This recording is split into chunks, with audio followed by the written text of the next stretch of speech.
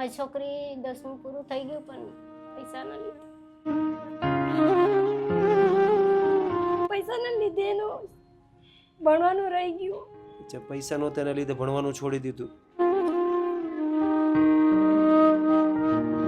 એ ભણવાનું એને ઈચ્છા છે, મારે મમ્મી મારે આ શીખવું છે, મારે એ શીખવું છે, પણ એને પૈસા નથી મળતા ને એટલે એને ના પાડે છે મમ્મી જવા દે, મારે નહીં ભણવું. મને એટલું ખરાબ લાગે કે મમ્મી આજે મારા પાસે પૈસા રહેતા તો મેં આગળ ભણતે કઈ ભણીને બતાવતે તને. એની તો પોલીસ બનવાની ઈચ્છા હતી. મમ્મી હું આગળ વધીને પોલીસ બનીશ. ભાઈ, પહેલા તો મારું નામ નિલેશભાઈ છે. તમારું શું નામ છે? દત્તુભાઈ પ્રકાશભાઈ માળી. અને તમારું બેન? લક્ષ્મીબેન દત્તુભાઈ માળી. તો હાલમાં શું તકલીફ પડી રહી છે? આમ મારાથી કોઈ કામ ધંધો નહીં થાય, મારા હાથ કાંઈ કામ નહીં કરે. તો હાલમાં પરિવારમાં કોણ કોણ છે? અમે બે છે, મારા બે છોકરા છે. છોકરા અને છોકરા સરકારી સ્કૂલમાં છે મારા. તો બેન, આજે તમે બંને જણા દિવ્યાંગ છો? હા. તો શું તકલીફ પડે છે બેન?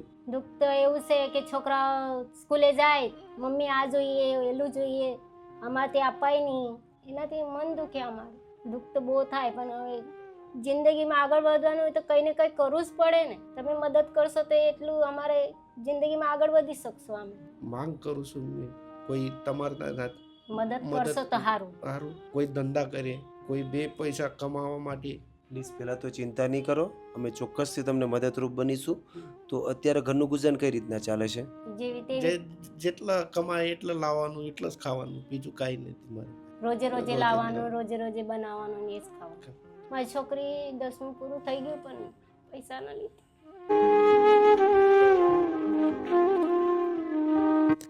લીધે એનું ભણવાનું રહી ગયું. 10મું પૂરું કર્યું ને 11મું ભણવાની હતી ને, એને પૈસા નહીં હતા ને એટલે એને ભણવાનું બી છોડી. અચ્છા, પૈસા નહોતા એના લીધે ભણવાનું છોડી દીધું. દીકરીને આગળ ભણવું હતું તો અત્યારે દીકરી શું કામ કરે છે?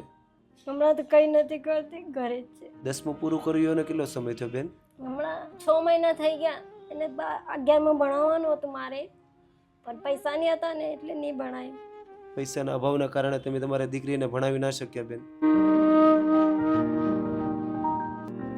એ ભણવાનું એને ઈચ્છા છે, મારે મમ્મી મારે આ શીખવું છે, મારે એ શીખવું છે, પણ એને પૈસા નથી મળતા ને એટલે એને ના પાડે છે મમ્મી જવા દે, મારે નહીં ભણવું. મને એટલું ખરાબ લાગે કે મમ્મી આજે મારા પાસે પૈસા રહેતા તો મેં આગળ ભણતે કઈ ભણીને બતાવતે તને. એની તો પોલીસ બનવાની ઈચ્છા હતી. મમ્મી હું આગળ વધીને પોલીસ બનીશ અને બીજા પાસેથી ચોપડી લાવી પોલીસ બનવાની કે મેં ઘરે ભણીશ.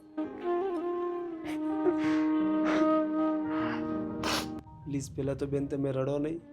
સાચી વાત છે ભાઈ, મારી જે મજબૂરી છે ને એ તમને આજે તમે દિવ્યાંગ છો એના કારણે બધી પરિસ્થિતિનો સામનો કરવો પડે છે બેન. સાચી વાત છે. અમે બંને મારા પગ રહેતા ને તમે કંઈ પણ બીજું કામ કરી શકતે. યાદ આવે ને તો મારે બહુ મને દુઃખ થાય. મારી છોકરીના મારા બંને છોકરા સારા છે એટલે એ વિકલાંગ નથી, પણ એમની જે સપના છે એ પૂરું નથી કરી શકતી મેં. તો સપના પૂરા કેમ નથી કરી શકતા બેન? પૈસાના લીધે માણસ બધું લાચાર થઈ જાય. કંઈ કામ હોય તો માણસ આગળ વધે, પૈસા હોય તો આગળ વધે. પૈસા નહીં રહે તો માણસ લાચાર થઈ જાય. મારો છોકરો 6 મહિનાથી કહે છે મમ્મી મને ટ્યુશન લગાવી. મેં એને કીધું ભાઈ હમણાં તારા પપ્પાથી કામ નહીં થાય તો ટ્યુશનની 5,000 6,000 ફી હોય એ કાઢી ભરો. કેટલામું ભણે છે દીકરો બેન તમારો? 7મું ભણે છે. અને એને ટ્યુશન જવું છે? હા, શું કરીએ હવે, મજબૂરીમાં માણસ બધું લાચાર થઈ જાય. બિલકુલ સાચી વાત છે. એમનાથી થાય નહીં, મારાથી થાય નહીં, પછી કોને કહેવા જાવ? પ્લીઝ પહેલાં તો બેન તમે રડો નહીં. આજે અમે તમને મદદરૂપ બનીશું બેન.